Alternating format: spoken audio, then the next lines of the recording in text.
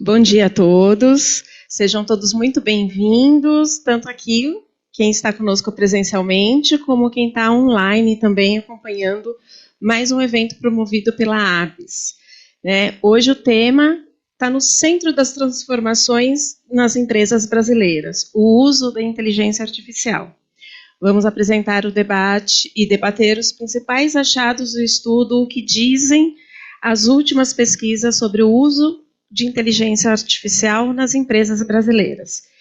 E para compor esse debate, vamos chamar Jamile Sabatini Marques, Eduardo Paranhos, Cristina Godoy e Leonardo de Mello Lins. Obrigada, Gisele. Bom dia a todos, é um prazer estar aqui com vocês. Então, esse evento, o que ele busca, né? Uma integração entre academia e empresas. A ABS, a Associação Brasileira das Empresas de Software, ela tem um think tank, que é um Centro de Inteligência, Políticas Públicas e Inovação, onde a gente tem um convênio com o Instituto de Estudos Avançados da USP, para fazer essa conexão entre universidade e empresa. Então, agradeço aqui toda a parceria com o IEA, em nome da professora Roseli de Deus Lopes, que nos apoia em várias ações, e agradeço também a todos os presentes e quem está conosco, e vou passar a palavra ao Eduardo Paranhos, nosso líder do Comitê de Inteligência Artificial, né, e que vai fazer, então, a mediação desse painel. Obrigada. Obrigado, Jamile. Bom dia a todos e todas. Um prazer enorme estar aqui. Como a Jamile mencionou, eu colidero o grupo de trabalho em inteligência artificial na ABS. Temos discussões periódicas, um encontro pelo menos uma vez por mês, tratando tanto de temas regulatórios, políticas públicas, mas também com uma pegada muito grande em tentar entender o que os dados mostram em relação à inteligência artificial, tanto em relação a pesquisas e estudos que são feitos, até para ajudar a criar uma massa crítica e uma percepção sobre as oportunidades, os desafios, aonde a gente precisa focar, como a gente pode maximizar os aprendizados através do que é levantado em termos de pesquisa, em termos de estudo sobre o tema. E, com isso, hoje a gente tem aí um momento super oportuno para fazer essa discussão, para ter esse debate, em especial pelo lançamento recente de um estudo da OCDE sobre o uso de inteligência artificial, a adoção de inteligência artificial pelas empresas, e, por outro lado, também um momento de discussão sobre sandbox regulatórios e oportunidade de aprimorar a percepção sobre esses institutos, esses conceitos, e a gente não poderia ter melhores aqui parceiros e profissionais de extremo protagonismo nesses assuntos, para dividir aqui com a gente o conteúdo desse momento, desses estudos. Então, sem maiores aqui demoras, vou passar a palavra em primeiro lugar para o Leonardo, que é pesquisador do CETIC, NIC-BR, membro, eu até diria um membro fundador do think tank da ABS, onde traz aí pesquisas, inputs, insights também sobre doutor em Sociologia pela USP e do programa de pós-doutorado aqui do IEA, do Instituto de Estudos Avançados da USP, que nessa condição, como participante do CETIC, teve também aí no grupo que integrou o grupo que participou da confecção desse estudo da OCDE. Então, Leonardo, por favor, com você, obrigado pelo aceite do convite. Comecei fazendo bagunça. Bom, primeiramente, muito obrigado pelo convite, ABS, Jamile, Edu, professora Cristina, o IEA, é muito bom, é sempre voltar em casa, né? Eu passei muito tempo aqui no Observatório da Inovação, nesse prédio, só que em outro andar, e é sempre um prazer voltar para aqui, ainda mais nessa configuração, né, IEA e a ABS, que eu me orgulho tanto de fazer parte, e como eu disse, Jamile, conte comigo, enquanto você... Espero continuar, porque as oportunidades que a ABS está nos dando, né, enquanto pesquisadores, são muito proveitosas, né, para a gente estar em contato com o setor, e acho que faz todo sentido, né, enquanto pesquisador, estar, né, atento ao que as empresas, né, estão precisando, estão demandando, estão falando. Então, está sendo super proveitosa a nossa parceria. Bom, Edu, acho que dá para ver. Como o Eduardo já falou, né, eu sou pesquisador do CETIC, né, daqui a pouco eu vou explicar um pouquinho o que é o CETIC e o NIC, né, mas além de tudo aí, né, eu faço parte aí do programa de pós-doutorado do IEA, que eu estou terminando, já tem um artigo pronto que a gente está tentando publicar, né, estamos nessa luta agora. Eu fiz meu doutorado em Sociologia aqui, né, na USP, fui orientando o professor Glauco Arbix, né, participando do Think Tank aí já há 2 anos, né, como eu disse, né, com muito orgulho de participar e adorando todas as atividades. E também tem fazendo mais uma propaganda aí, tem um podcast que eu faço parte, que é o Talking About Organizations, que é sobre teoria das organizações, sociologia das organizações, que é uma área da sociologia que eu sou originário, não é muito famosa, mas tem algumas ideias interessantes lá. Bom, sobre o CETIC, né, o CETIC é o Centro Regional de Estudos para o Desenvolvimento da Sociedade da Informação, é um departamento do NIC-BR, que é o Núcleo de Informação e Coordenação do Ponto BR, que sempre que vou explicar o que é, a gente fala o que faz principalmente, que é o registro de domínio.br. Esses recursos do registro de domínio, quem já precisou fazer um .br, .com.br, sabe, né, como que funciona. O recurso é destinado a estudos e ações para a melhoria da internet brasileira em termos de infraestrutura, mas também, no caso do CETIC, né, criação, né, geração, produção de dados estatísticos sobre diversos aspectos da internet. Eu vou mostrar aqui, por exemplo, o uso de inteligência artificial nas empresas, mas também tem qualidade de internet em escolas, qualidade da internet em domicílios, enfim, tem todo um menu de estatísticas ali para vocês entenderem como é a nossa infraestrutura e a nossa internet, e tudo disponível gratuitamente para download, os microdados, os relatórios, enfim, toda uma inteligência acerca da nossa conectividade, que já tem aí, CETIC completou 20 anos esse ano, então são 20 anos aí de produção ininterrupta de estatísticas. Acho que é bem interessante para quem se interessa, né, sobre esses assuntos. Isso aí é só um exemplo, né, das nossas publicações. Agora a gente tem um novo layout das publicações para comemorar os 20 anos, ficou bem bonito. E nós participamos aí de diversos, né, a nossa ideia é sempre ter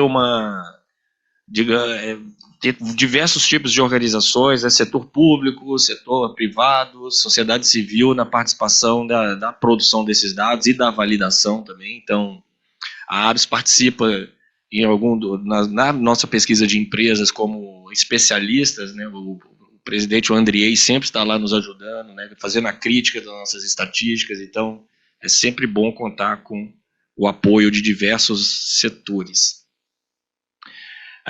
Uma das nossas atuações, a gente participou ativamente do G20, né, e também agora da presidência dos BRICS, numa espécie de assessoria com os dados de conectividade para apoiar na formulação dos documentos, e também participamos de diversos fóruns internacionais, por exemplo, a ITU, a OCDE, por exemplo, que a gente fez um estudo conjuntamente, que eu vou falar um pouco mais. Da UNCTAD, que eu participo muito na definição de métricas sobre estatísticas de comércio eletrônico, de transformação digital em empresas. A ideia é sempre buscar harmonizar as estatísticas, né, o quanto possível, para a gente poder ter pontos de comparação, né, e conseguir avaliar de forma mais conjunta diversas economias. Enfim, está tudo disponível no cetic.br, vocês vão encontrar toda a nossa produção lá e, claro, fico à disposição aqui para depois qualquer tipo de esclarecimento.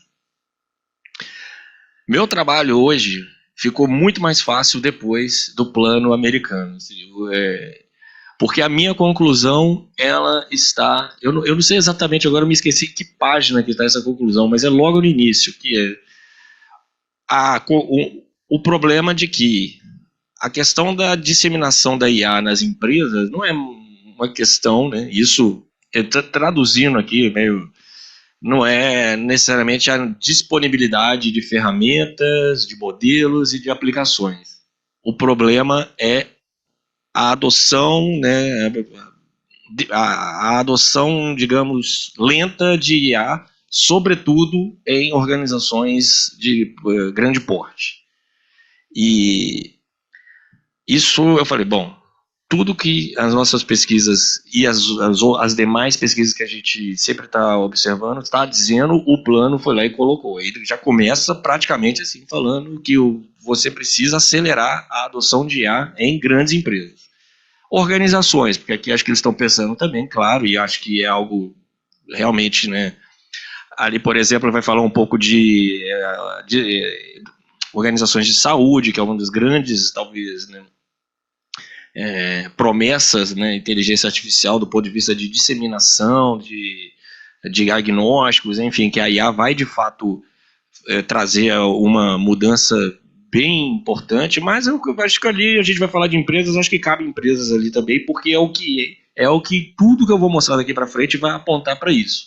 Então eu já começo dando um spoiler do que eu vou falar, mas é o que de certa forma todo mundo já tomou contato com esse plano, já viu que essa é uma preocupação do plano americano, acelerar IA em grandes empresas, grandes organizações, que é o que a gente vai ver daqui em diante.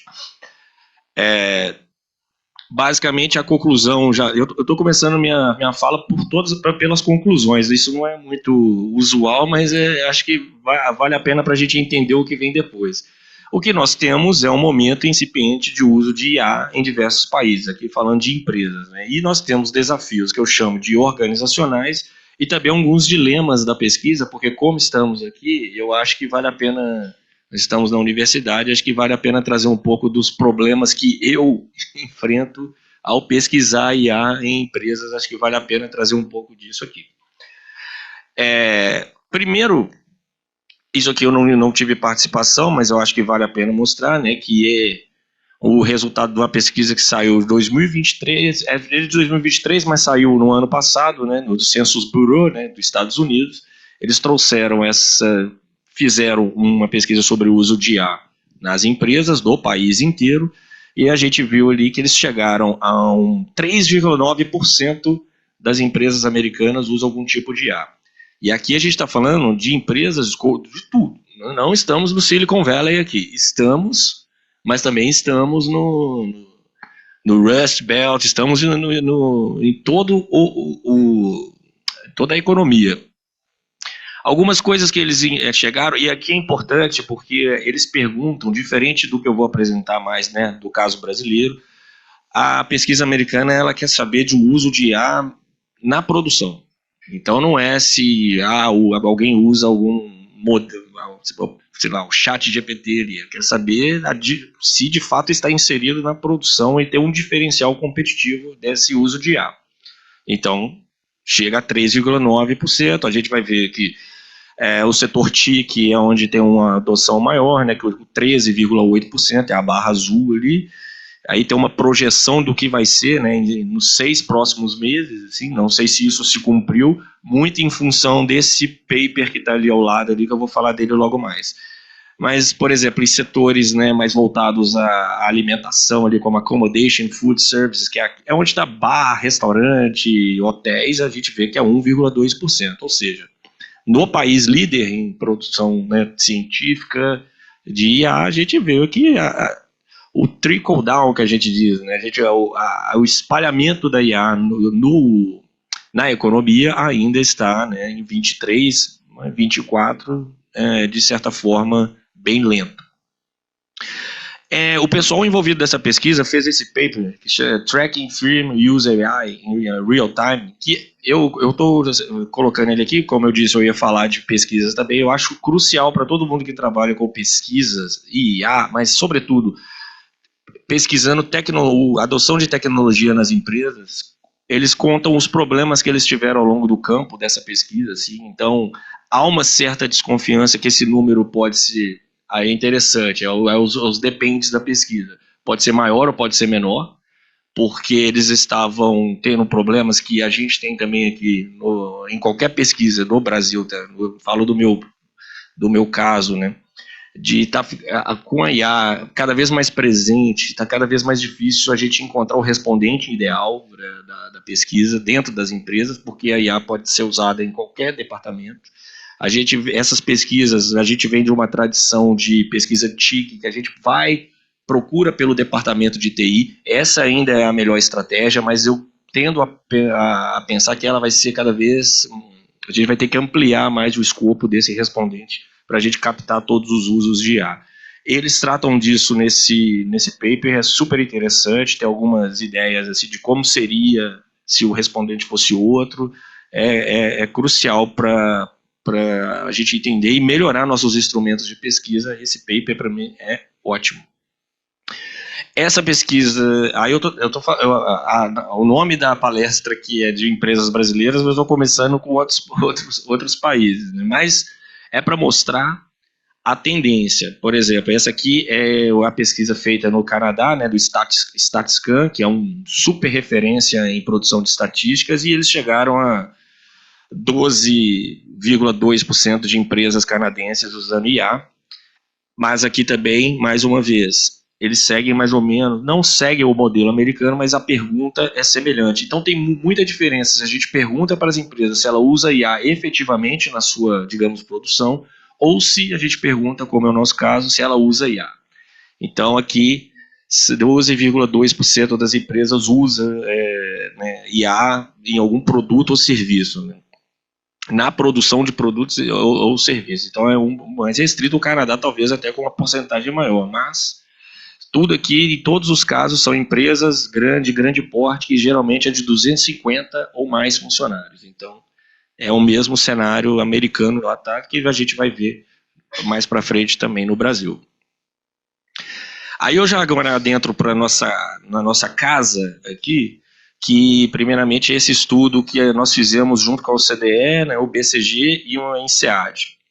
Nós fizemos aqui em São Paulo, em parceria com a Fundação SEAD, vizinha aqui também, está aqui, né, eu esqueci o nome da rua, mas é logo aqui do lado também a Fundação SEAD. Nós fizemos conjuntamente, né, a adaptação do questionário para o Brasil, e com a Fundação SEAD a gente teve a oportunidade de fazer a coleta de dados aqui em São Paulo. A Fundação SEAD é o órgão oficial de estatísticas do Estado de São Paulo. Fizemos coleta de dados em empresas de médio e grande porte do setor TIC e da indústria. Então aqui a gente tem um cenário, São Paulo, estado economicamente mais importante do país, vamos observar o uso de IA em empresas do setor de tecnologia e do setor industrial do estado. Eu acho que seria interessante, nós tínhamos várias, digamos, hipóteses sobre o que ia acontecer, e talvez, acho que me equivoquei em algumas aqui que depois a gente observou. Há uma comparação, não exatamente, né, digamos, porque a gente fez um pouco diferente do que os outros países fizeram, né? Ali no caso são os países do G7, né, as 7 principais economias do mundo.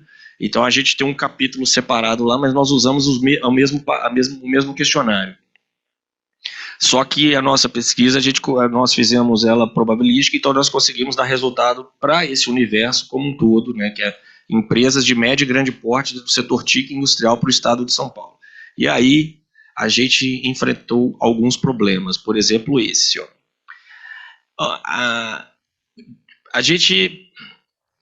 Isso aqui é importante porque é um pouco do dilema da pesquisa. Essa pesquisa do OCDE, ela queria usos de IA, nós temos uma lista de usos de IA que são bem avançados, são usos muito complexos de IA. E a pesquisa deveria ser feita com empresas que de fato tinham algum tipo de uso desses. Então nós começamos ali com 4.557 empresas na nossa população, que a gente contactou de empresas. Nós aplicamos o questionário em quase menos da metade dessas empresas que de fato usavam algum tipo, né, de IA.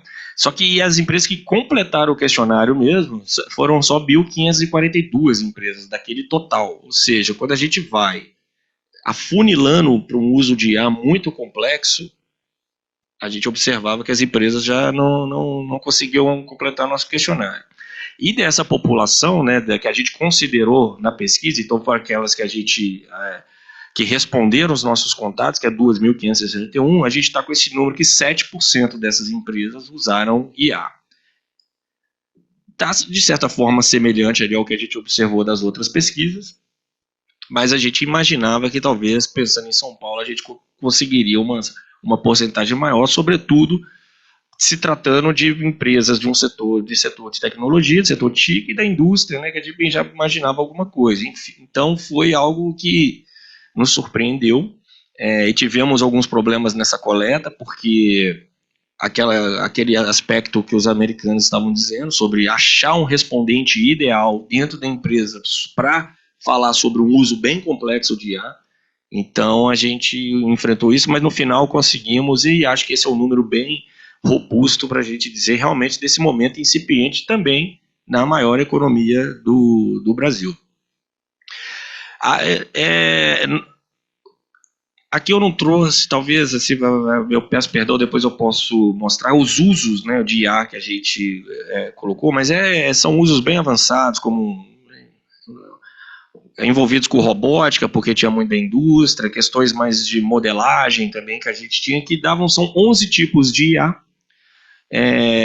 Vai ter para frente, me esqueci, perdão. São 11 tipos praticamente são 9 tipos de IA, perdão, e a gente contabilizou quantos usos as empresas reportaram. Então, dentro das empresas que usaram IA, daquelas 7%, a maior parte usam um tipo de aplicação de IA, no máximo 2 ali. A maior parte ali, 30%, vai ser um uso. E isso é algo que a gente observa nas outras também. Elas usam alguma coisa bem pontual, apoiando algum processo secundário. É diferente das pesquisas americanas e canadenses que procuram algo muito focado em, né, como a IA está transformando. Aqui a gente vai ver um cenário mais de a IA sendo apoio a algum processo que não necessariamente tem a ver com o que a empresa faz no seu core business. E aqui a gente tem esse tipo de IA. A maior parte, né, dentre as empresas que usaram algum tipo de IA, 49%, ou seja, daqueles 7% que usaram IA, 49% eles têm esses serviços voltados para o cliente. Aqui é uma simplificação. Na publicação, enfim, nos resultados, isso a gente apresentava de forma mais detalhada para o respondente. Mas a gente observa que é serviços voltados para o cliente, controle e otimização de processos. Serviços voltados para o cliente, vou ser sincero com vocês aqui, tem um nome mais famoso, chatbot. É algum tipo de automatização de alguma resposta para o cliente, que são serviços que as empresas encontram com outras. É o que a gente observa, que esse uso de IA aqui, e já me estendendo, me adiantando no que a gente vai ver das outras pesquisas sobre o Brasil que a gente participa, esse tipo de relação com o cliente ali, chatbot, ou tipo de ambiente virtual, que é o que as empresas estão usando, porque também é o que está disponível no mercado de forma mais acessível para essas empresas. A gente também pergunta sobre como que a empresa implementou esse sistema de IA, esse desenvolvimento de IA, e a gente observa que são sistemas construídos por terceiros ou a compra.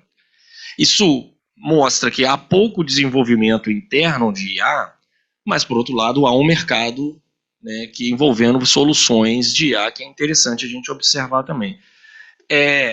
Aspectos, por que eu disse desenvolvimento? Porque aspectos mais vinculados a P&D, a gente observa pouco. A parceria com empresa nacional, pesquisa, P&D é exatamente ali também, em IA para o uso é 43%, mas lembrando que aqui a gente está falando de 7% de empresas do estado de São Paulo, é pouca coisa aqui. Criar uma função, por exemplo, de gerenciamento sendo uma responsabilidades pela IA, pouquíssimo. Porque muito em função porque a empresa compra algum tipo de aplicação ou de software, a outra empresa vai e instala, enfim, e terminou, vai embora e faz algum suporte ao longo do tempo. Mas esse é um cenário que a gente observa também nas outras pesquisas internacionais, e eu vou falar da União Europeia logo mais, a gente vai ver que segue esse sentido. Aqui tem uma coisa interessante. Eu lembro que da última vez que nós conversamos, eu falei com o Edu sobre isso, assim, que é algo que me intriga nas pesquisas que a gente está fazendo, é que quando a gente pergunta sobre os cargos existentes relacionados com a IA e o encarregado de proteção de dados está aparecendo como o principal, e aí tem aquela discussão, seja que eu olho esse dado e penso se isso é uma defesa que a empresa está se colocando para trabalhar com IA, ou é de fato algo interessante, já de conformidade com o LGPD, assim, mas eu fico com essa dúvida, porque se a gente observar aspectos mais do desenvolvimento de IA, não estou dizendo que o encarregado não está envolvido nisso, é importante estar acompanhando essa questão, porque quando a gente observa que se a empresa está comprando serviços que são vinculados a que a gente observou ao cliente, é evidente que tem dados pessoais nessa transação, então é importante o encarregado estar presente, mas o aspecto de desenvolvimento da IA dentro dessas empresas ainda é bem pequeno. O encarregado está bem mais avançado em termos de presença nas empresas. Aqui no caso de São Paulo. Esse é o primeiro cenário, é a primeira pesquisa que eu ia apresentar para você sobre o Brasil, São Paulo no caso, nesse projeto que a gente participou com o CDE. Eu não comparei com os outros países, como eu disse, porque existem algumas diferenças metodológicas, mas na publicação como um todo dá para ter uma noção maior. Aqui é a pesquisa que eu coordeno no CETIC, a TIC Empresas, que tem aí quase 20 anos também de condução. Eu não estou há 20 anos fazendo a pesquisa, mas ela é mais... Ela já tem aí uma tradição bem consolidada. Nós, nessa pesquisa, né, nós lançamos... Nossa, ali desconfigurou tudo, desculpa. Nós lançamos a versão de 24, né, a gente demora quase um ano para coletar os dados. Lançamos aí em abril, se eu não me engano. Né, a gente teve uma divulgação bem legal aí nos principais veículos, né, com esse dado, que 13% das empresas utilizaram IA. E...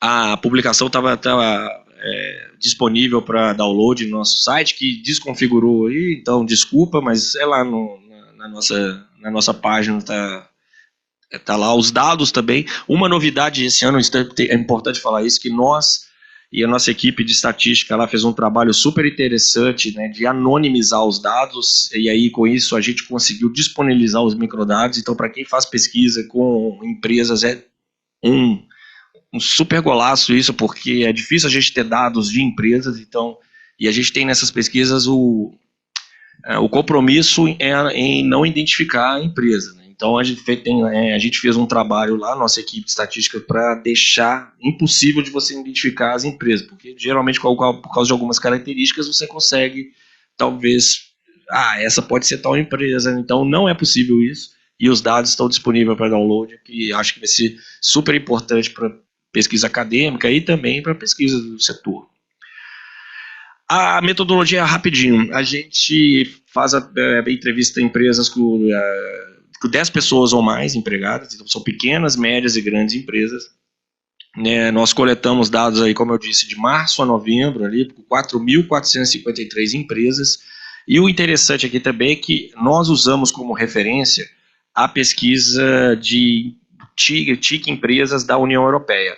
Então eu vou trazer aqui umas comparações com alguns países europeus, que é super interessante também. Então aqui vai ser empresas brasileiras de pequeno, médio e grande porte, e em alguns casos aqui eu vou trazer os resultados da União Europeia, e acho que é um dado super importante para o Brasil nessa comparação. Bom, como eu já estava anunciando lá, né, 13% das empresas brasileiras usa algum tipo de IA, isso dá em torno de 65 mil empresas, e ali a gente tem aquele padrão que lá atrás, no plano americano, a gente observou. São empresas de grande porte, ali a gente está com essa proporção inalterada, a gente começou a coletar esse dado de IA em 2021, ele está estável, e a gente observa que nós temos grandes empresas do setor de... Ali ficou também desconfigurado, peço desculpa, mas ali onde está aquela coluna no setor nos setores econômicos, ali é informação e comunicação, é o setor TIC.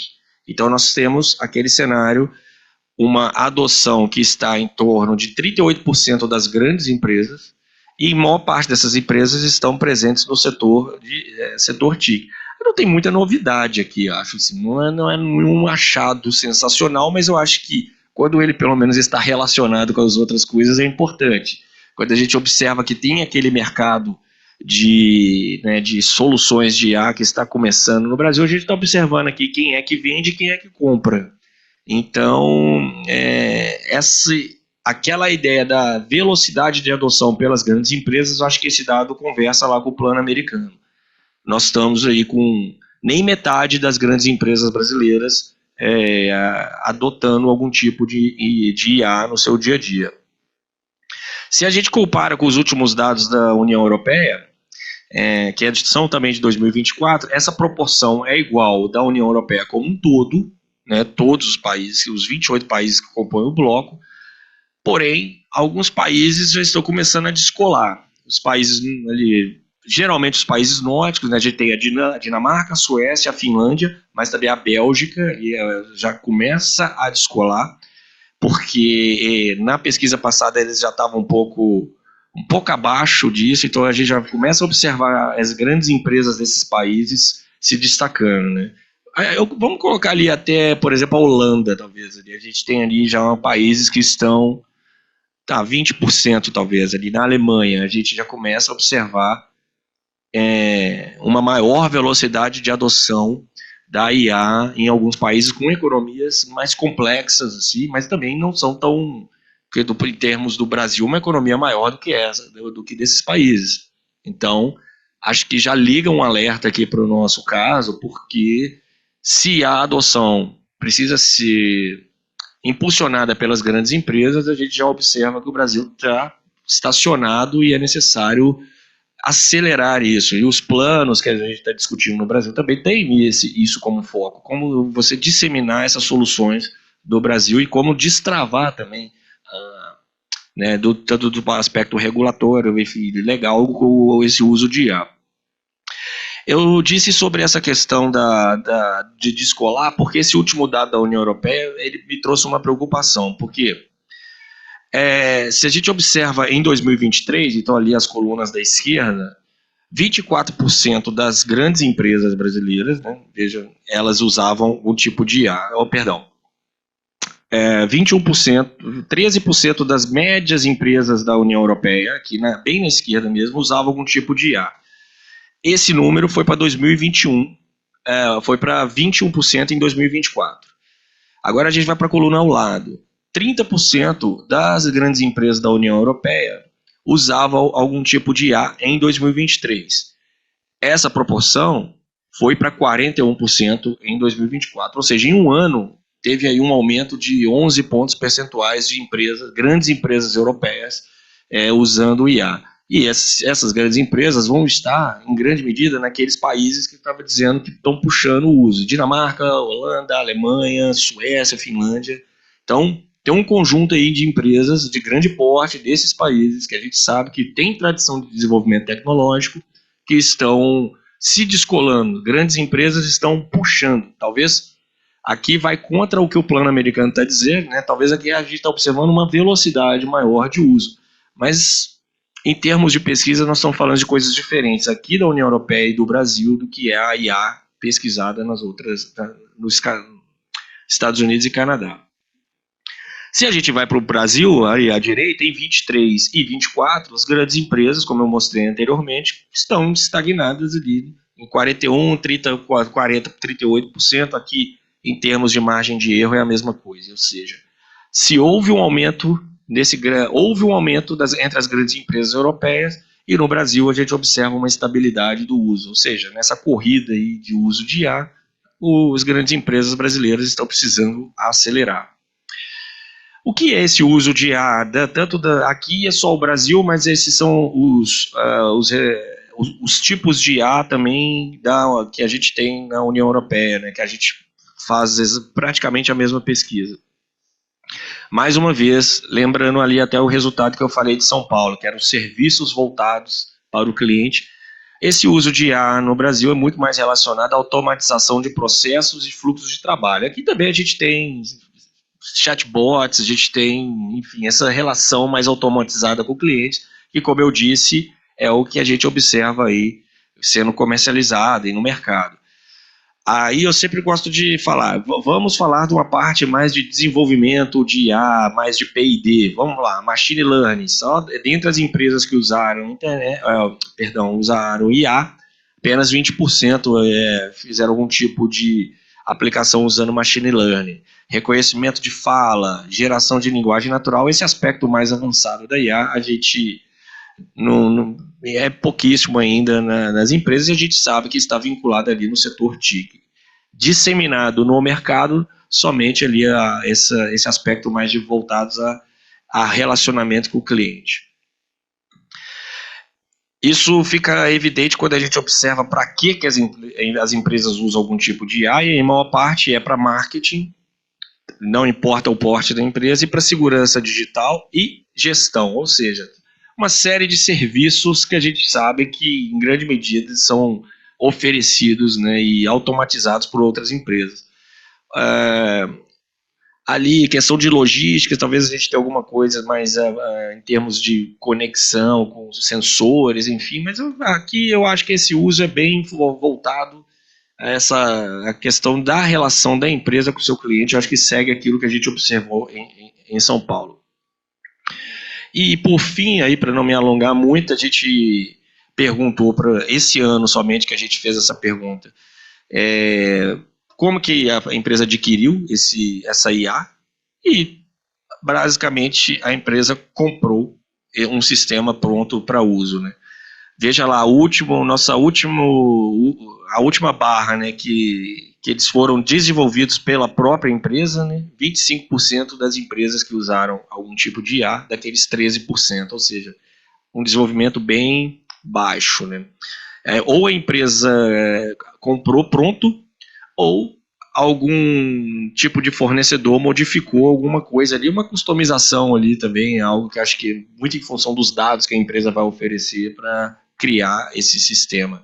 Tanto que a gente viu lá, viu em São Paulo e vai ver aqui também para o Brasil como um todo, que dentre essas empresas que usaram, né, dentre as empresas com o departamento de TI, que a gente faz essa pergunta, nosso módulo de IA, a gente pergunta só para essas empresas que têm departamento de TI, porque a gente sabe que a gente vai encontrar empresas um pouco mais complexas. A gente não pergunta para todo mundo, mas dá o resultado baseado a população como um todo. Mas aqui eu gosto de chamar nosso indicador de profissões modernas, né? O CIO, né? Enfim, tudo que a gente observa aí, engenheiro de machine learning, mas o que a gente observa é que quem está presente nesse aspecto mais da IA, da tecnologia da empresa, está ali de novo encarregado pela proteção de dados, e aparecendo em 30% dessas empresas que possuem a área de TI. Nós temos uma pesquisa só sobre a conformidade com a LGPD, que nós lançamos em 2023, a gente observa que no total das empresas nós temos menos encarregados de proteção de dados, mas se cortamos para empresas com departamento de TI, aí esse número aumenta. Aqui, de novo, como eu disse, a gente tem, e aí já fechando, nós temos um uso de IA muito vinculado à empresa cedendo seus dados para que uma outra empresa customize algum tipo de sistema, enfim, e muito voltado a dados de uso de clientes. Naturalmente, acho que apareceu encarregado de dados. Então, esse cenário que a gente observou, acho que é muito semelhante ao que colocou o plano americano, a adoção lenta em grandes organizações e, do ponto de vista de uso, algo muito voltado a automatizar algum processo que não necessariamente tem a ver com o que a empresa faz ali no final. E acho que o exemplo, né, podem ser outros usos, mas o exemplo de dados de relacionamento com o cliente, acho que é bem o característico do que é esse uso de IA, do que eu disse, desse momento incipiente. Acho que, no longo prazo, essas coisas vão, talvez até se disseminar. Há uma discussão sobre uma comoditização desses usos de IA, que vão ficar mais fáceis assim, para cada vez mais se escalar, e aí a gente espera acompanhar isso com as outras versões da pesquisa. E é isso. Obrigado.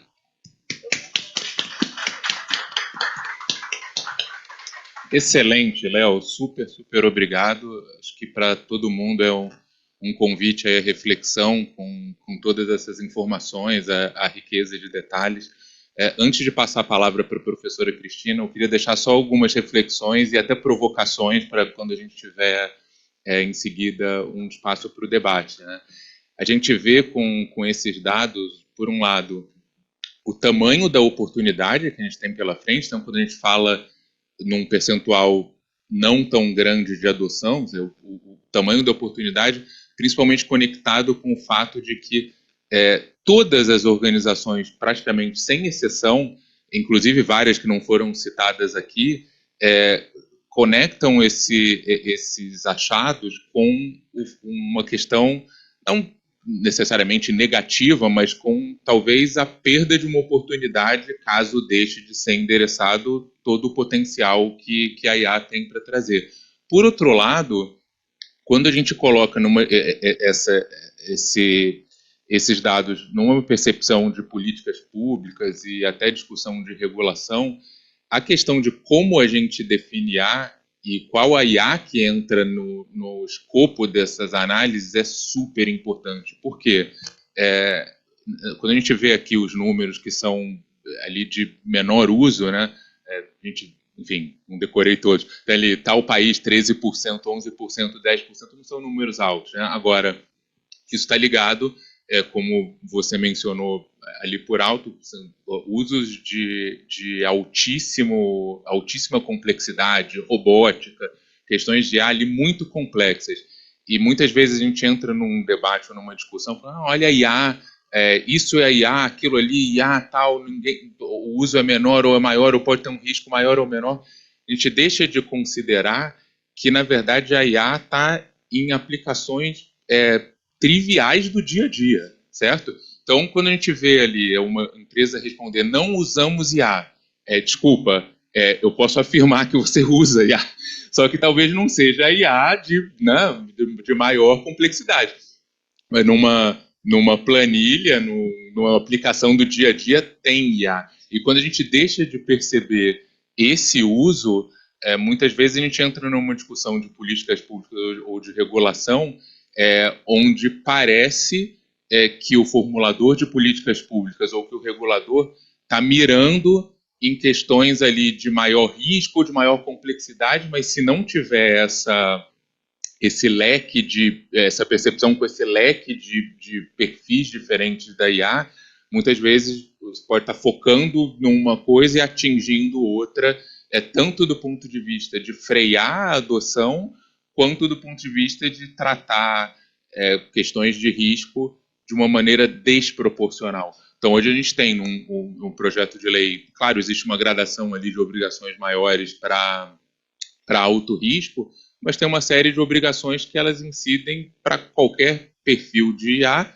inclusive de baixo risco, inclusive de nenhum risco. A gente tem que considerar que tem a IA desde o alto risco, o risco excessivo, ao baixo risco, mas tem a IA de zero risco e ainda assim uma série de obrigações, que inclusive refletem nas questões de adoção de IA, não só por empresas, mas próprio setor público, né? Vamos passar a palavra, então, agora. Acho que o debate aqui ele poderia continuar por muito tempo nesse conteúdo aí que o Léo trouxe, mas eu queria passar a palavra agora para a professora Cristina. A professora Cristina é docente da Faculdade de Direito de Ribeirão Preto, aqui da USP, pesquisadora principal do C4AI, que é o Centro de Inteligência Artificial também aqui da USP, em parceria com IBM e FAPESP, integrante do Comitê Gestor do Centro de AI e Aprendizado de Máquina aqui da USP, o CIAM, coordenadora do MBA Tech Law também do CIAM e do Grupo de Pesquisas Tech Law do IEA aqui da USP, graduada e doutora pela Faculdade de Direito da Universidade de São Paulo, da USP, pós-doutora em Sorbonne e Oxford, permanente fellow da Universidade de Columbia, na força-tarefa de IA e ética, com a linha de pesquisa em IA e regulação, governança de IA, cibersegurança e regulação. Então, professora Cristina, por favor. Obrigada, bom dia a todos aqui da mesa, sempre um prazer, primeiro estar aqui no IEA e também participar de um evento organizado com a ABES, é um parceiro nosso, tanto junto ao C4AI como ao CIAN, inclusive estamos desenvolvendo agora uma parceria para fazer um relatório, um report dos países do G20 em relação a questão regulatória, governança, estratégias dos países do G20. Então, é sempre um prazer vê-los. Também é um prazer aqui escutar a pesquisa e também o NICBR e o CETIC, enfim, é sempre um parceiro nosso em diversas pesquisas. Bem, eu vou falar primeiramente em relação à nossa pesquisa no CIAN.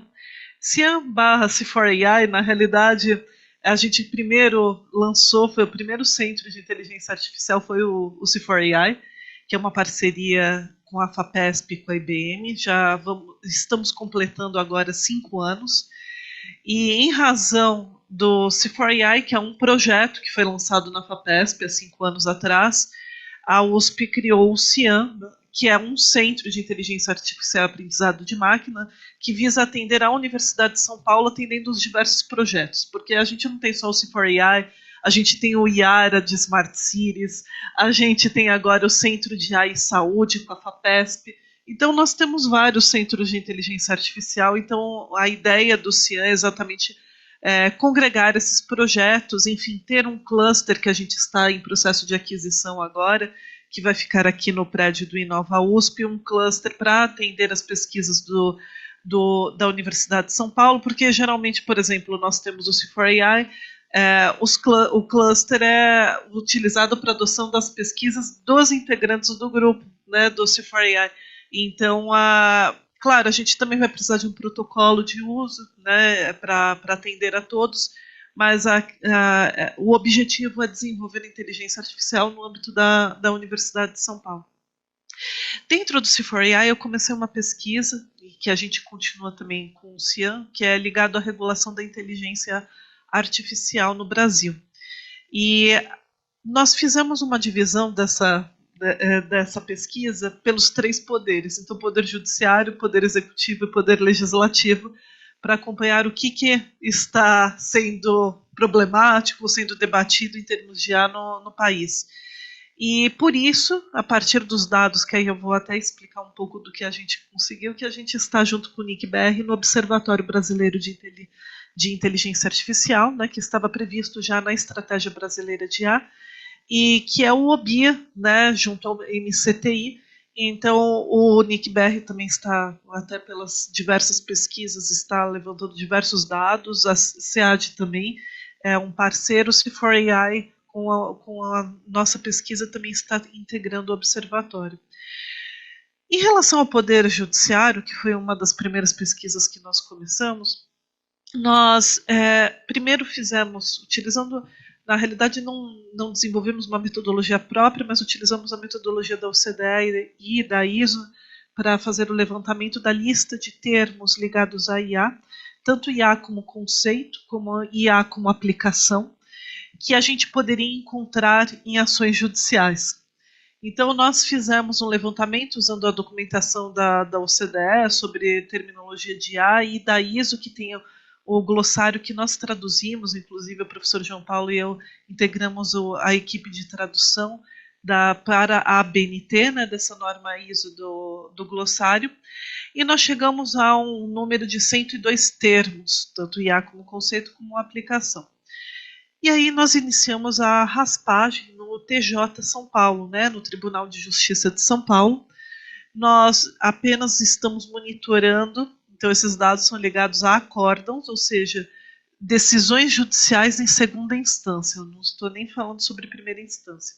Fazemos raspagens mensais, todo dia 15. E até a nossa última pesquisa, né, que foi em junho, dia 15, nós temos mais de 13 mil acórdãos judiciais ligados a essa terminologia de IA. Então, nós começamos a avaliar, né, por termos, quais são os termos que estão entre o top 2 ali do Poder Judiciário. Mas qual que era o nosso objetivo? O objetivo é que nós estamos debatendo muito sobre regulação de IA, mas a gente precisa entender o que está tendo em termos de problema, né, na sociedade em IA. Né? A gente fala sobre regulação, mas a gente precisa entender exatamente o que eu preciso regular. Desses 13 mil, mais da metade, na realidade, nós temos um campeão, que é reconhecimento facial, biometria facial, juntando os dois termos. Esse é o nosso campeão. Então, é para onde a gente deve olhar com mais atenção o que se passa em relação a essa tecnologia. Quando a gente vai olhar reconhecimento facial ou o termo biometria facial, tem um setor que se destaca, que é o setor bancário. Né?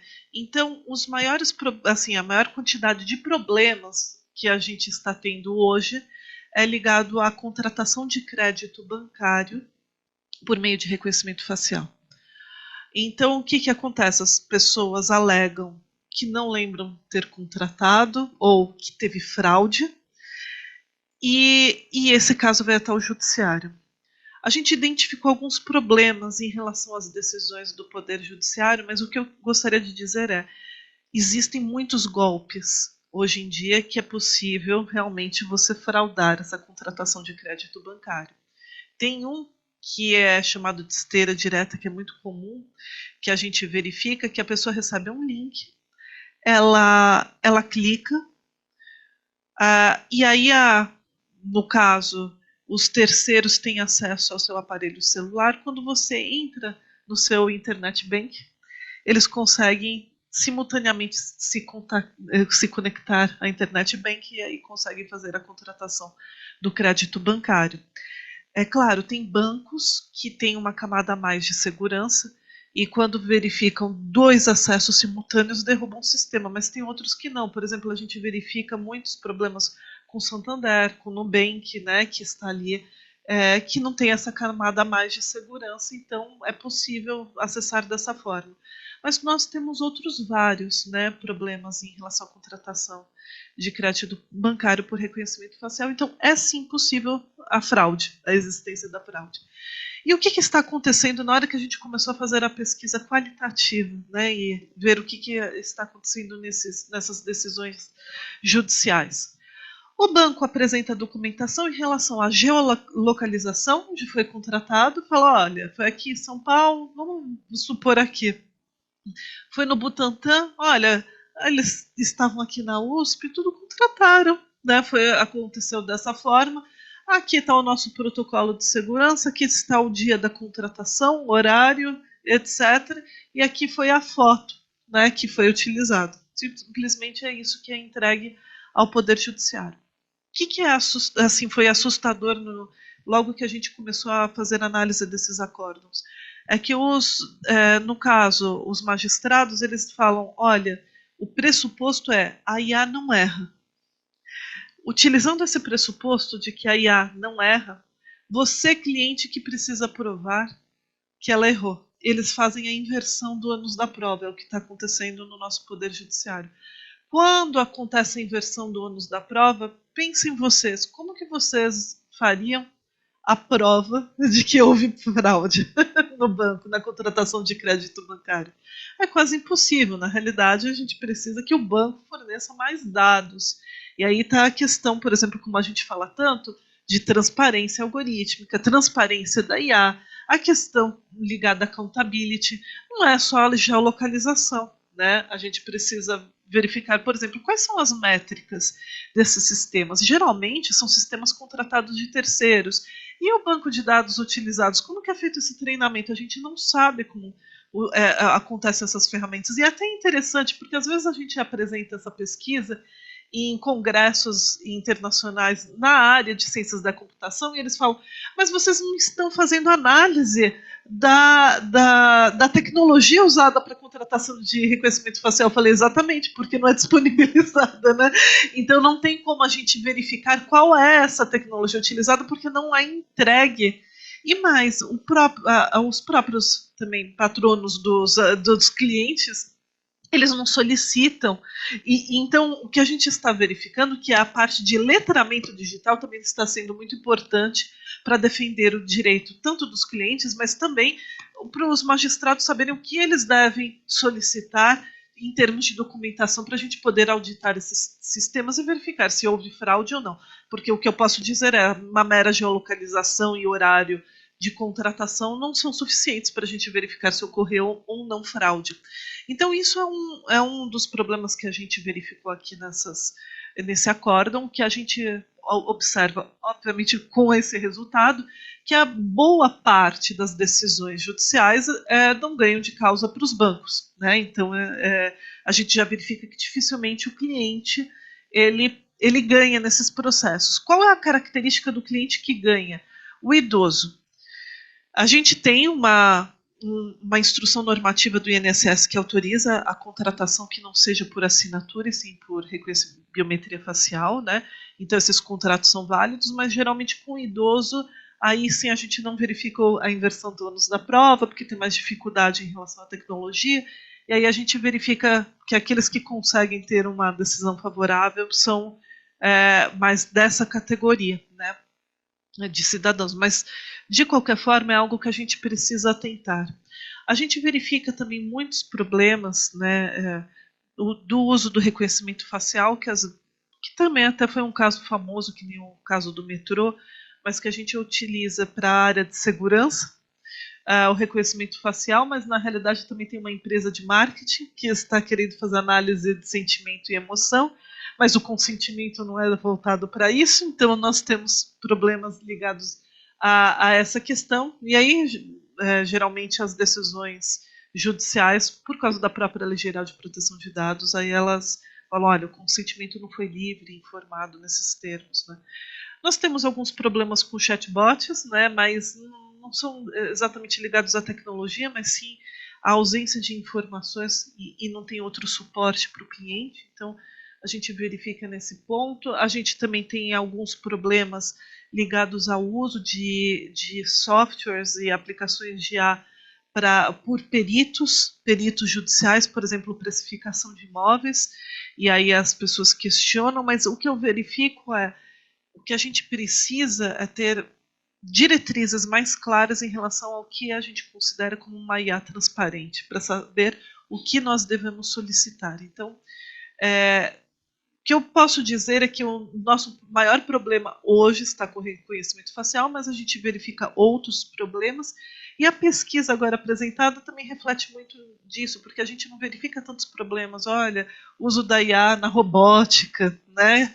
E a gente tem dos termos de raspagem, uso de IA na indústria, né? A gente está verificando, principalmente em marketing e segurança digital, que vai exatamente no mesmo resultado que você apresentou, é o que a gente verifica mais também como quando a gente fala sobre litígios, né, que vão no judiciário. E isso que eu estou falando é só a TJ São Paulo, segunda instância. Então imagine como está na primeira instância, tanto que tem algo que a gente ainda precisa se aprofundar. O terceiro município campeão, claro, o primeiro a gente tem São Paulo, o segundo Campinas, mas o terceiro é Penápolis. Eu não sei o que acontece com Penápolis, mas é o campeão com problemas de reconhecimento facial. Então é algo que a gente também... Eu até estava conversando com um integrante do Ministério Público, porque eu falei, deve ter alguma situação no município de Penápolis, né, para a gente ter no caso, tantas decisões judiciais naquele município.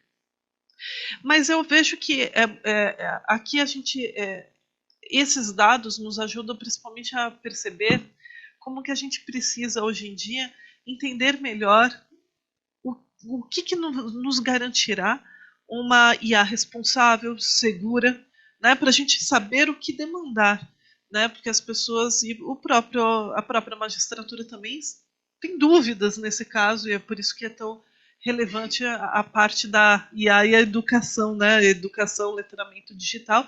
E é por isso que, inclusive, o AI Act da União Europeia também existe hoje em dia a obrigatoriedade do letramento. Eles ainda não sabem como que vai ser feito, qual é o requisito mínimo, o que deve ser ensinado de uma forma harmônica, como que as empresas que vão fornecer esse letramento, como que elas vão ter certificações, etc. para tanto, mas já é uma exigência legal.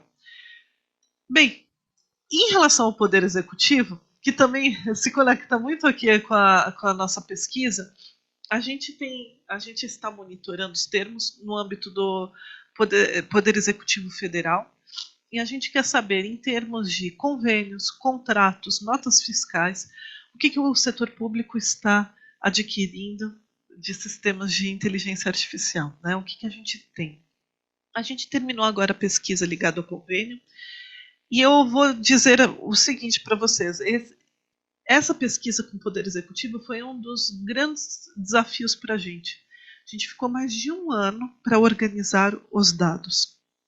O Brasil, inclusive na estratégia brasileira de IA, fala: preparamos o ambiente brasileiro para o desenvolvimento de soluções inovadoras na área de IA. Por quê? Porque nós temos o portal de dados abertos. Nós temos o Transparência Brasil. Mas qual que é o problema?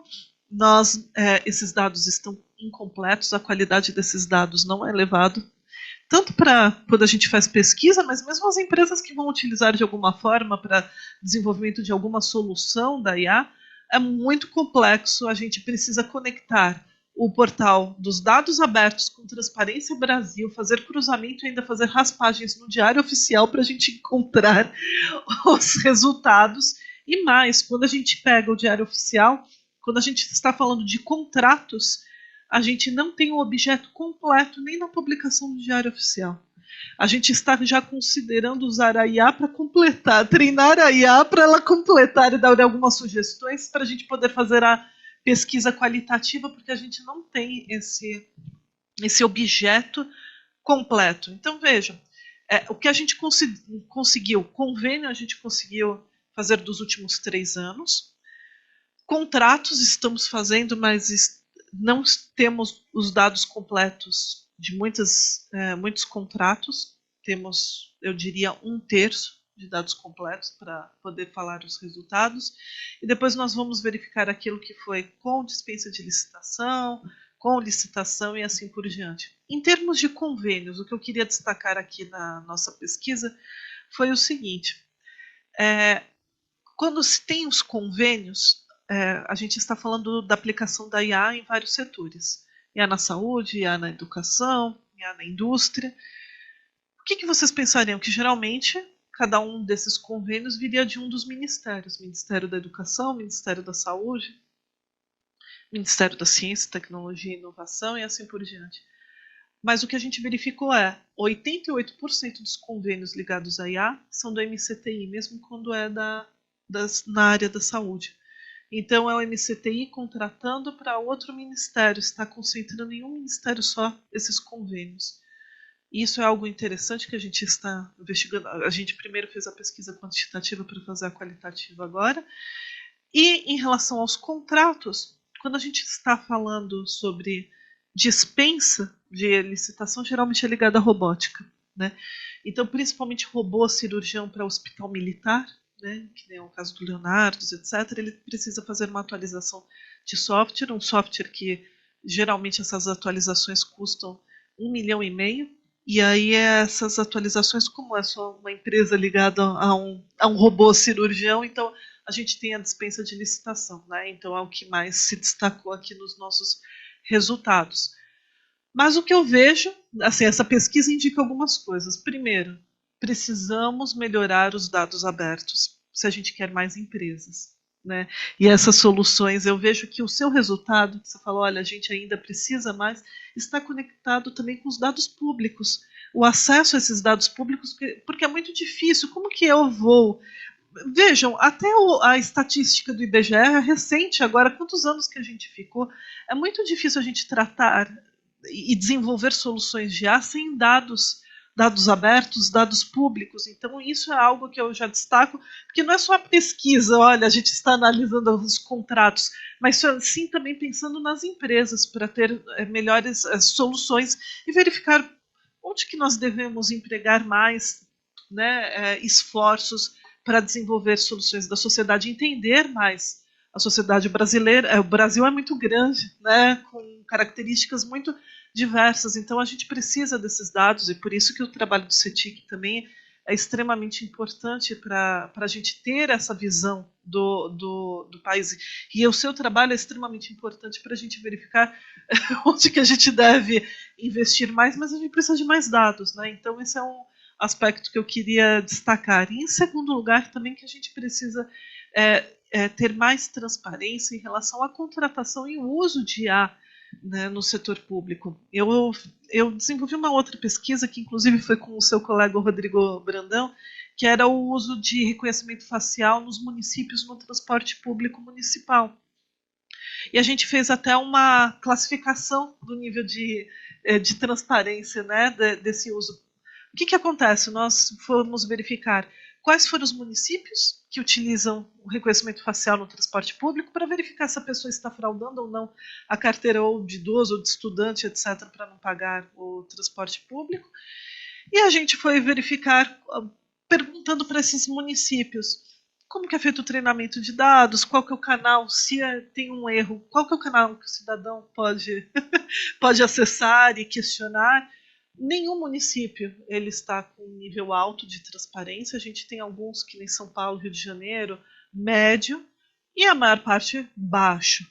A gente, na época, 2 anos atrás, eram 21 municípios que já usavam essa tecnologia, e a gente encontrou muitas dificuldades. Às vezes o município falava, não, mas veja com a concessionária, e a concessionária, não, veja com o município, e a gente nunca achava a resposta. Então, veja, sob o ponto de vista do cidadão, como que ele vai saber, né? E se realmente tiver uma falha, né? Que a gente sabe que tem as falhas, e com que fotos e imagens foram treinados aqueles bancos de dados, para quem que eu devo questionar? Quem é o responsável?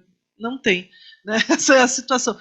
E mais, é difícil a gente encontrar. Quer dizer, eu tenho que verificar no diário oficial, a gente não tem essa transparência do que está sendo utilizado. É outro ponto. Aí, pensando em termos de transparência para o cidadão, que também falta, é outro elemento que essa pesquisa identifica.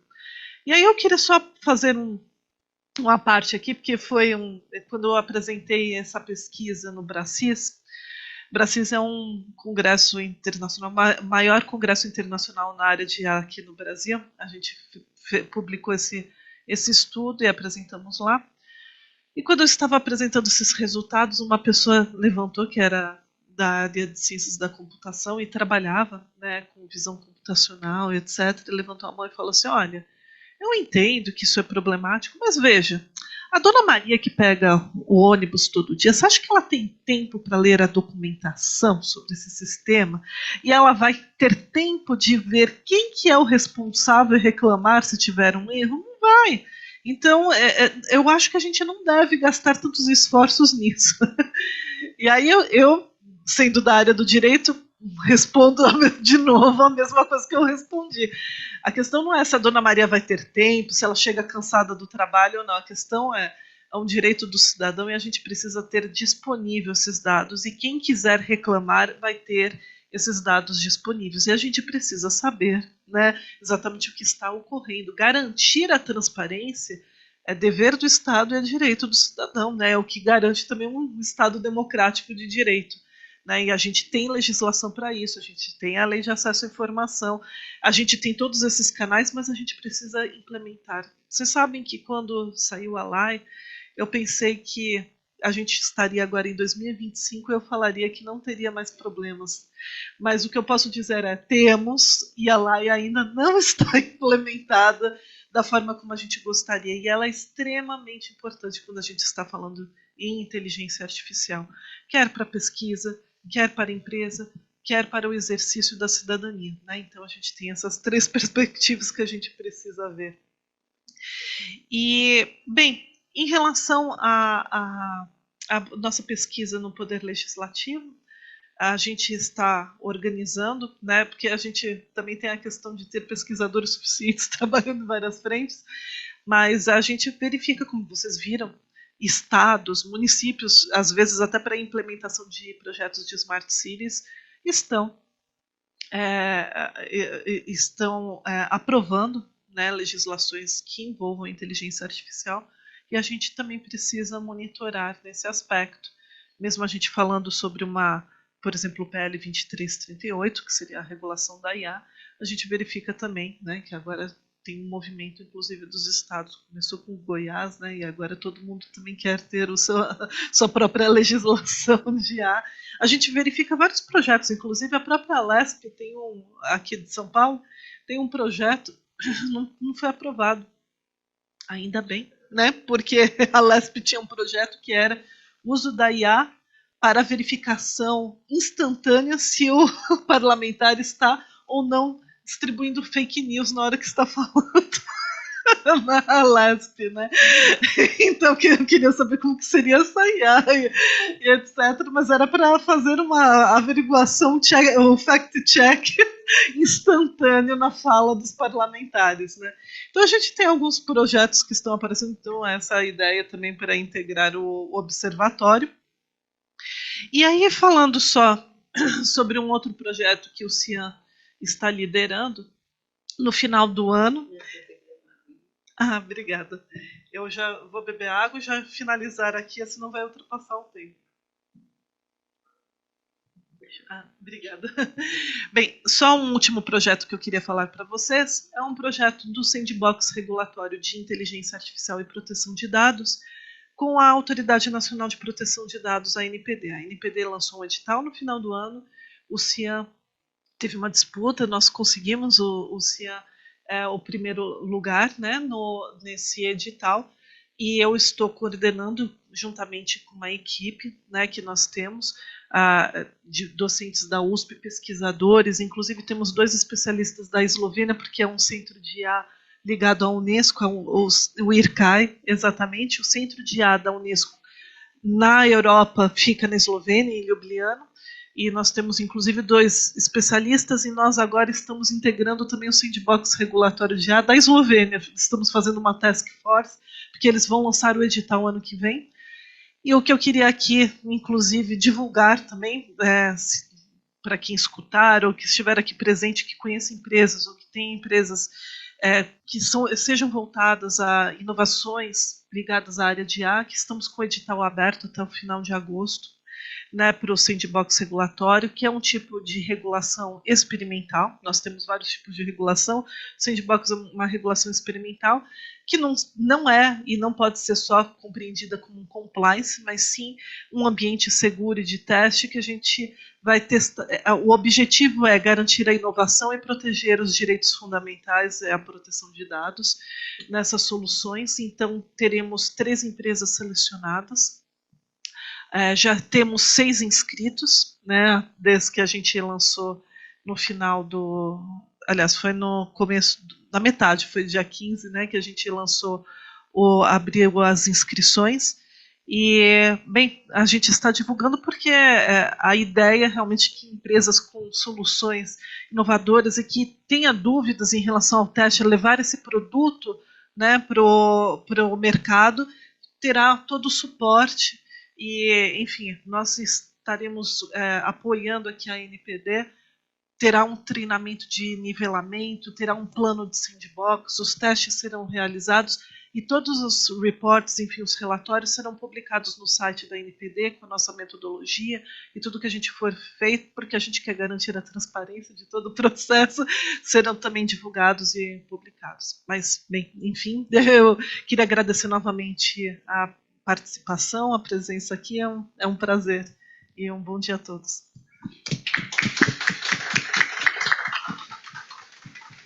Cristina, obrigada, parabéns. Leonardo, eu sou fã, vivo divulgando, né?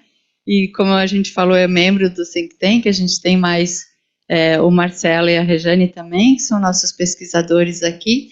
Eu já fiz um convite para a Cristina, e agora eu vou fazer ao vivo, para ficar gravado, para você participar do nosso Think Tank. já fui te conectando com tanta coisa no decorrer da tua fala, que a gente vai pensando, que legal isso, dá pra fazer aquilo, como que a gente pode trabalhar junto, que eu acho que é bem interessante, assim. E, Leonardo, eu fiquei até com um questionamento da tua pesquisa, do que eu tenho escutado dos empresários. Aí eu quero saber se bate o que eu tenho escutado. Não tenho pesquisa nenhuma em relação a isso, não sou pesquisadora dessa área, mas eu tenho visto muito aquisição de empresas menores, porque vocês sabem que o setor de tecnologia tem falta de mão de obra. Então, as empresas mais velhas, o que eu vejo é que elas estão comprando as empresas menores de inteligência artificial, para já pegar a tecnologia, acelerando e já trazendo o corpo técnico. Confere isso com a tua pesquisa. Olha, a gente não consegue, né, na pesquisa saber de onde vem, assim, se há algum tipo de relação, mas eu tiro outra pesquisa assim do bolso, né? Eu fiz um trabalho também junto com o CDE, foi publicado em 22 no qual a gente estava interessado em algo muito específico, que era, e isso é até bom também, porque isso faz parte do meu pós-doutorado aqui, né, e tem um artigo que eu estou produzindo, que é sobre os desafios, né, de implementação de IoT na indústria, e aqui de São Paulo, mas eu queria saber realmente como que é o processo de implementar um sensor numa máquina, gerar os dados e analisar, fazer manutenção preditiva, né? Parece um negócio meio simples, mas aí a gente ia olhando, assim, isso aconteceu nos outros países da OCDE também que participaram da pesquisa, sobretudo a Alemanha. Há uma série de decisões, há uma série de mudanças de processos que são interessantes e que está ali, ou ajuda ou atrapalha. Mas, o que eu quero dizer, as empresas que fazem análise para as outras empresas, elas são empresas menores, que provavelmente vão ser adquiridas por outras na medida em que elas vão captando todos esses dados e elas que fazem a inteligência para que a empresa tome decisão sobre a máquina.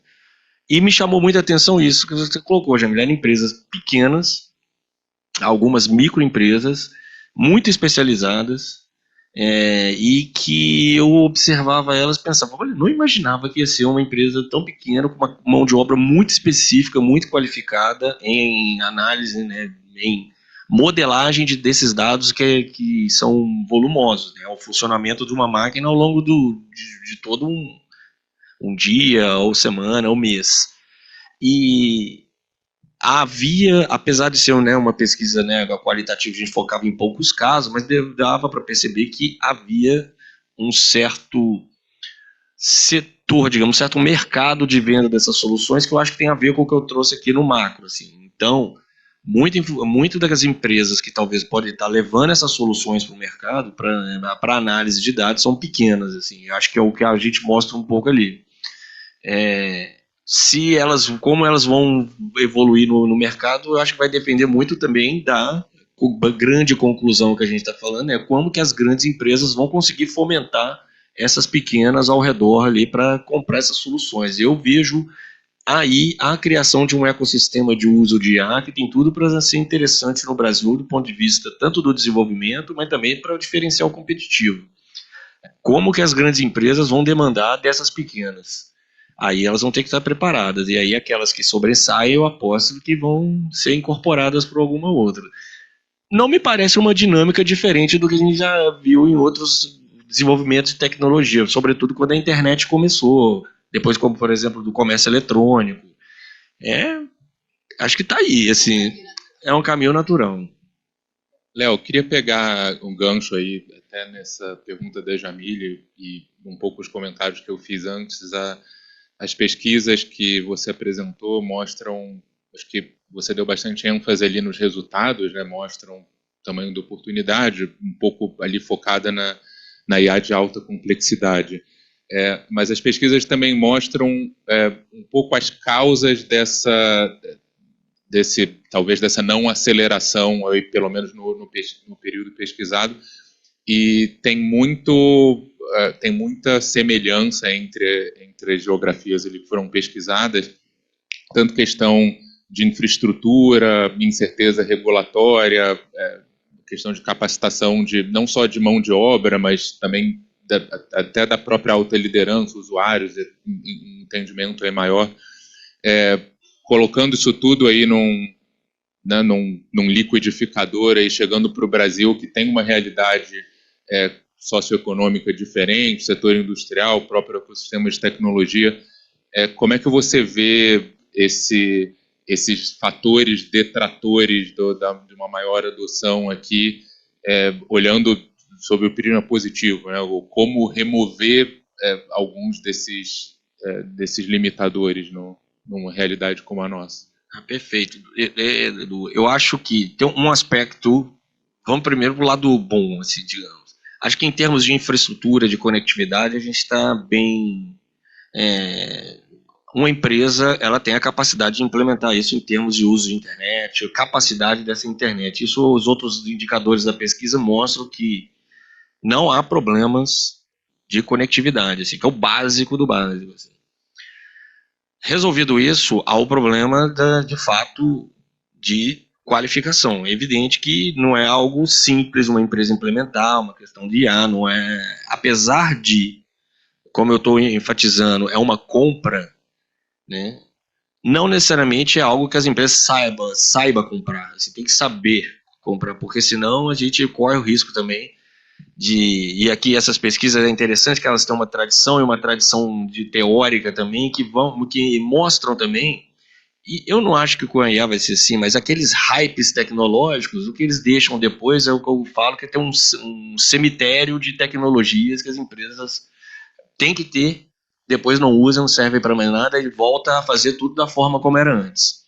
E como eu estou dizendo aqui de uma economia como um todo, isso tem vários sistemas que estão dentro aí das empresas que foram importantes talvez por um mês.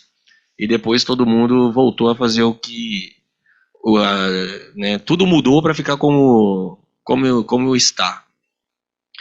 Eu não acho que vai ser isso, a gente está observando sobretudo por causa do que a gente está observando dessa relação com o cliente, desse tipo de serviço e dados pessoais acontecendo, enfim, eu acho que é um novo momento, assim, algo que ajuda a empresa de fato, e sobretudo porque também, como eu disse, ela está não necessariamente desenvolvendo isso, mas comprando.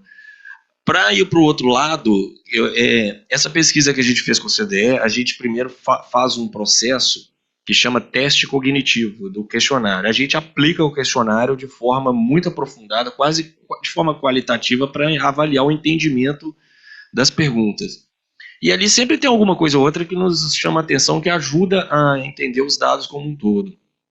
E algo que me chamou muita atenção era que a OCDE era muito preocupada para entender como que as empresas reagiriam à regulação de IA. E tinha perguntas nesse ponto. Só que o Brasil não tem uma regulação de IA. E quando a gente fazia essa pergunta, né, mas de uma maneira mais branda, mais ampla, perdão, qual era a associação que os respondentes faziam? IA é LGPD. Então, era interessante porque eu sentia essa pesquisa foi de 22, eu sentia que ainda havia uma certa desconfiança, tanto que aí, como que eu vou colocar esses sistemas de IA para funcionar, tendo em vista a LGPD. E eu senti uma certa confusão entre os nossos respondentes, que geralmente vêm das áreas técnicas, assim, sobre como que isso... como que seria essa associação, a ponto de alguns colocarem um freio ali na implementação, justamente com medo dessas, não sei, algum tipo de sanção, algum tipo dessa coisa, mas talvez num momento de convergência da lei de proteção de dados, o que a IA como que a IA vai ser implementada, então havia esse tipo de questão. Não necessariamente estavam dizendo que era melhor não ter nenhum tipo de questões de regulação, de lei, mas havia sim uma incerteza em relação a como que essas coisas se misturariam, e eu sentia que isso, porque a gente está vendo muito dos encarregados aparecendo quando a gente pergunta de cargos relacionados com a IA, eu acho que tem um pouco de, olha, vamos ver, vamos com calma, enfim. nesse momento de maior aceleração, que eu disse, tanto da Europa, mas também dessa estagnação das empresas brasileiras, eu acho que seria importante uma maior clareza em relação a essas questões, porque acho que facilitaria na vida das empresas. Não, perfeito, e esse é um dos pontos que na ABS a gente traz com maior ênfase no debate da regulação, governança de ar, é justamente uma tentativa de conscientização em relação à necessidade de evitar essa sobreposição. Então, a LGPD que você mencionou, ela se aplica a IA, ela se aplica ao pedaço de papel. Então, a gente não vê, não é da tradição da regulação no Brasil, você criar regulações para o mesmo assunto específico para cada tecnologia diferente vai ser uma coisa. Você também mencionou, final do século passado aí a gente viu, entrou na internet, teve aquela discussão, não precisa ter, né, uma revolução da estrutura de regulação. Não necessariamente, teve o Marco Civil da internet, mas eu diria, olhando as questões que foram judicializadas, que talvez a maioria, talvez não, com certeza a maioria das questões judicializadas de fatos jurídicos, atos jurídicos que aconteceram na internet, não foram solucionadas por uma legislação específica da internet, sim o próprio Código Civil, Código de Defesa do Consumidor, ou LGPD. E a professora Cristina, até aproveito para passar a bola, porque é um pouco esse desafio, né? A gente tem uma situação em que, por exemplo, a lei de acesso à informação, talvez ela não seja tão compreendida ou menos ainda bem aplicada, e de repente a gente está discutindo, não, então vamos regular de forma específica aqui uma questão de transparência que pode vir a gerar aí uma sobreposição, né? Você tem a mesma situação em que se por definição se enquadraria numa lei já existente, mas vamos criar outra, mas a gente cria outra para também não ser seguida, ou a gente encoraja a implementação da que já existe. Como que esses cenários surgem na pesquisa? Acho que o próprio LGPD, Lei de Acesso à Informação, mas algo que talvez não tenha sido feito nesse debate como um todo é realmente entender quais são as lacunas hoje na legislação que precisam ser endereçadas até antes de se criar uma nova regulação. Onde a LGPD está deixando de endereçar um desafio que surge com a inteligência artificial, onde, enfim, todas as outras legislações estão deixando de atender esses desafios, para que a gente crie, aí, como país, passe a endereçar aonde realmente precisa. Não, essa é uma excelente pergunta, porque a gente verifica nesse debate muito falando, olha, precisa regular a IA, né? E não é assim, claro que precisa regular a IA, mas a gente precisa compreender o nosso cenário. E quando a gente vai analisar, um ponto que eu gostaria de mencionar para vocês, por exemplo, a gente teve o AI Act na União Europeia. Foi feito um estudo de quanto isso iria impactar na inovação e já foi criado um fundo com valor correspondente para ajudar as startups, etc., porque não conseguiriam, por exemplo, se adequar da forma, né, necessária, dependendo da classificação em que elas estivessem. Então, a parte de compliance, às vezes, é muito complicado para uma startup de determinada área. Então, olha, não vou ter startup na área de saúde, né? Então, deixa eu ver quanto que vai ter de impacto e a destinação específica. Porque quando a gente fala regulação, parece que a gente só quer proibir condutas, mas a gente também precisa incentivar e criar fundos de investimento e pensar em instrumentos de incentivo na inovação. Regular não é só, né? Então, por isso que o primeiro ponto de destaque que eu gosto de falar quando a gente fala regulação de ar, regular não é só proibir, né? A gente precisa ver como que a gente vai incentivar, porque a gente sabe todas as dificuldades do Brasil, né, para a gente ter um ecossistema, né, que seja propício à inovação, e a gente precisa ver como torná-lo cada vez melhor, e a questão da mão de obra. Então a gente já precisa pensar desses dois lados da regulação.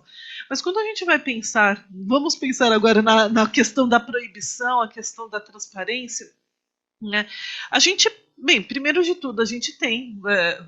alguns falam, não, com a IA é terra de ninguém. Não é terra de ninguém. A gente tem o Marco Civil da Internet, a LGPD, o Código Civil, o Código do Consumidor, que boa parte, né, o Código do Consumidores também nos ajuda. Então, a gente tem uma legislação, um arcabouço jurídico necessário nesse aspecto. Então, a gente precisa verificar o que é específico da IA e que não é, né, abarcado ou que não está sendo endereçado da forma adequada e que a gente precisa solucionar como sociedade. Então, a transparência é um dos problemas. E como eu mencionei, quando a gente pensa em transparência pública, a gente ainda não tem implementação.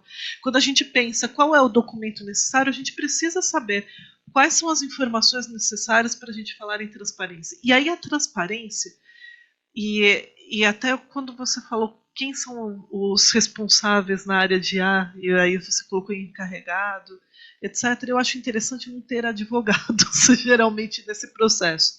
Porque eu vejo que advogados são muito necessários desde o início, com a coleta, com o design da solução e depois com a resposta. Precisaria passar por toda a cadeia. Por quê? Exatamente porque a gente só fala em transparência ou a questão de problemas com os dados, né, que é importante para a IA, claro, qualidade, a coleta, se teve consentimento, a gestão de dados, né, e se passou determinados dados por uma anonimização. Mas não é só isso, a gente tem a questão do algoritmo, né, então seria também uma transparência algorítmica, e a questão da infraestrutura, porque também é colocado em algum lugar, né, então aí tem a questão também da infraestrutura e a segurança, por exemplo, na nuvem, né, e quais são os protocolos utilizados, e a gente não verifica, a gente acaba focando muito, até porque a gente tem a LGPD, né, então a gente precisa verificar de uma forma mais ampla. A IA não pode ser só compreendida quando a gente pensa em regulação em relação aos dados. A gente precisa pensar no desenvolvimento do algoritmo, a gente precisa saber onde a gente vai colocar essa infraestrutura e pensar na aplicação. Então, são 4 campos que a gente precisa pensar na regulação, que eu não vejo esse cuidado. E aí a gente verifica que, pelo menos no PL 2338, tem a previsão de uma estrutura de governança, mas essa governança é muito ligada à governança de dados. E a gente não pode pensar em governança da IA só como governança de dados. Ela precisa ser uma governança algorítmica, que não se confunde com dados, de infraestrutura e de IA como aplicação. E aí tem a questão da natureza setorial dela. Então, a governança hoje é extremamente importante, porque a gente não vai conseguir esgotar, a gente pode até falar que vai ter um marco legal, né, um marco regulatório da IA, mas não vai se esgotar, porque a tecnologia se modifica numa velocidade muito alta, porque a gente precisa ter uma boa estrutura de governança. E aí sim a gente ter os parâmetros da transparência também ligados com a questão setorial.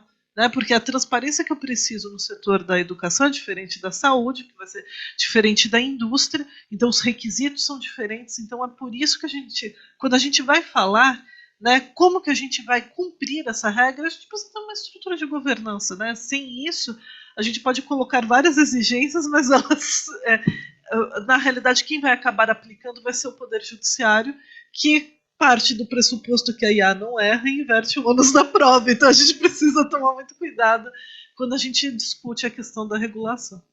Não, perfeito, excelente. Quero até aproveitar essa referência à questão ética e governança, até para mencionar iniciativas da ABS que são implementadas regularmente, aí, todos os anos, o curso, o treinamento sobre compliance, LGPD, empresa ética, e o próprio curso que a gente tem sobre regulação e governança de IA, que acontece também periodicamente, pelo menos 2 vezes por ano, exclusivo para os associados, então convido a quem ainda não seja a considerar uma adesão à entidade, associação entidade.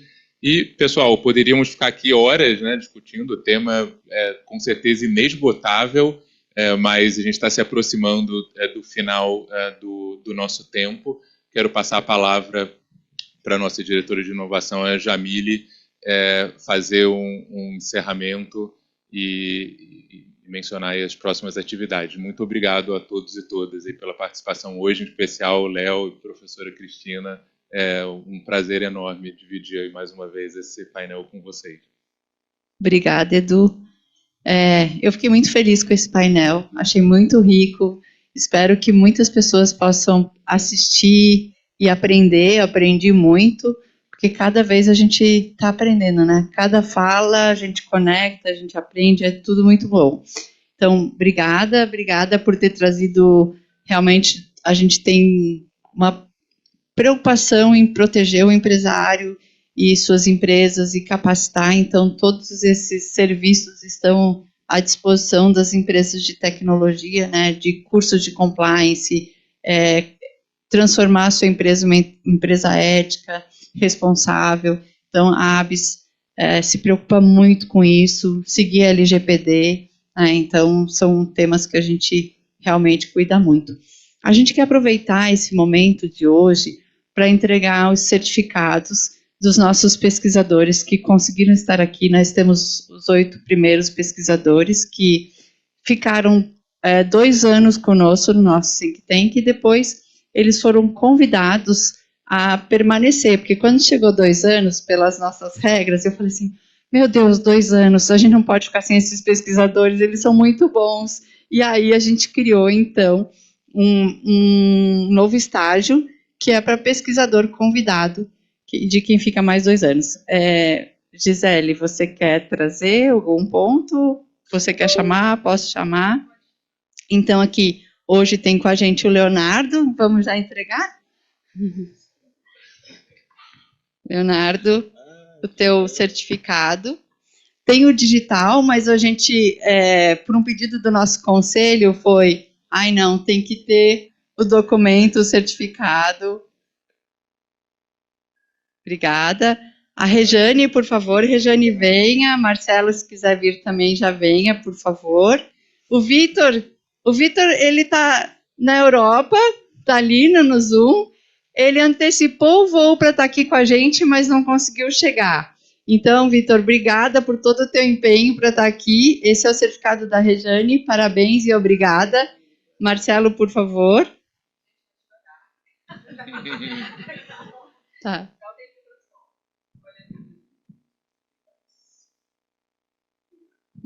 Marcelo, nosso pesquisador, parabéns também.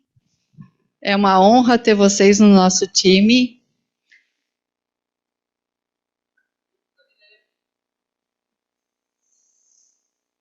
E o Victor, que está lá, depois a gente entrega teu certificado.